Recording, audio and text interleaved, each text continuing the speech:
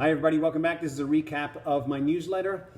Well, it's halftime 2021, so where are we? Well, in June, we experienced the highest level of new listings coming on the market that I can even remember.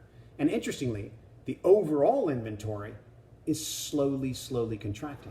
It's because of the deal volume that we're experiencing. The deal volume is actually outpacing the inventory that's coming on the market. And we're starting to see a little bit of seasonality. We're seeing sellers who are actually, some of them, pulling their properties off the market for summer and things like that, which is rare. We haven't seen that in quite some time. But it's primarily due to the overwhelming deal volume we're seeing. I mean, imagine that pre-COVID, if we saw a week where we had 250 contracts per week, we would have considered that a week of robust activity.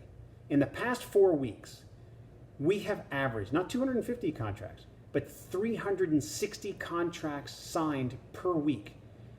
That level of deal volume, it's hard to communicate. That's over 1,440 deals signed for over $1.3 billion worth of residential real estate sold in Manhattan in June alone. Volume is up in virtually every category that we can even define. And the driver of that volume, the driver of this resurgence after what was perceived to be Armageddon, has been the people of this great city. And of course, I must say, the prerequisite to that is we have a high percentage of fully vaccinated residents. And of course, we're experiencing lower unemployment, lower interest rates, accelerating economy. We've had federal stimulus. But the primary reason for that resurgence lies in the people of New York who believe in it, who want to be here. Life is increasingly reflecting what we once perceived as normal. People are going back to work in greater numbers. And honestly, after Labor Day, many employers are expecting full attendance back at work. The thought process is if you can attend a fully packed restaurant, of which they are, you can go to work. And I believe that people want to go back to work. It's the New York way. New Yorkers desire that fray, that collaboration. They love the complexity and the fight. You know, it's interesting. Fran Lebowitz told Time Out New York, I have a quote here from her. It says, "There's no place harder to live than in New York. No one thing in New York isn't a problem. If you want to go to a store and buy some fruit, there's going to be some sort of opera." New Yorkers love that opera.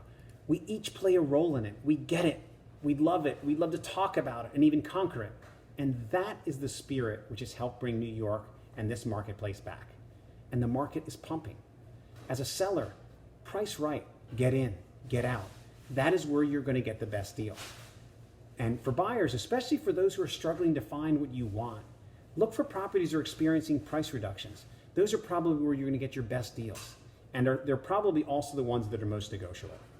If you're having trouble, find a broker who's experienced, who can help you with this. This is not an easy marketplace to understand. It's a very nuanced market. Where else do you know of where 70% of the housing stock is rental property? And where else do you know of where, of that 30% of owned property, where else do you know of where over 60% of that property is in a co-op, which is a property in which, in order to buy into it, you have to experience board approval and even be interviewed. You need a good broker. Look, if you haven't engaged in this marketplace yet, you've missed the bottom, but you haven't missed the recovery. Or have you? Don't miss the recovery. Have an amazing July, and I will see you back here in August.